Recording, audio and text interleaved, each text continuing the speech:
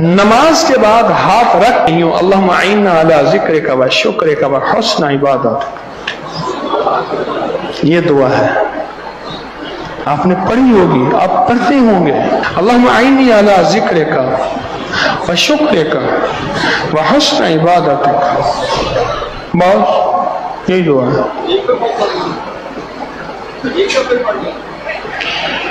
بس ایک دفعہ ہاتھ رکھ۔ گلے کا درد اور بخار ہے، پیپل کے درخت کا مسواک چوسیں، بخار بھی ختم ہوگا اور گلا بھی ٹھیک ہو جائے گا، ٹھیک ہے۔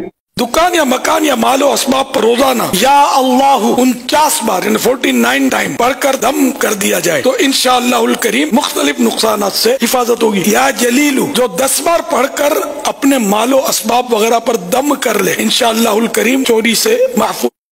بعض لوگوں کو شوق بڑا ہوتا ہے عملیات بنے گا، کتابیں پڑھ کر بیٹھ جاتے ہیں اور پھر بعض اوقات یہ روتے رہتے ہیں، مریض کا پتہ نہیں چلتا، اس کو نظر ہوتی ہے، کبھی جن ہوتا ہے، کبھی جادو ہوتا ہے، پتہ نہیں چلتا۔ پھر عملیات وہ زکاتیں ہوتی ہے، اس کی مخصوص تعداد میں پڑھنا ہوتا ہے، مخصوص تعداد میں لکھنا ہوتا ہے، اس کا حصہ ہے۔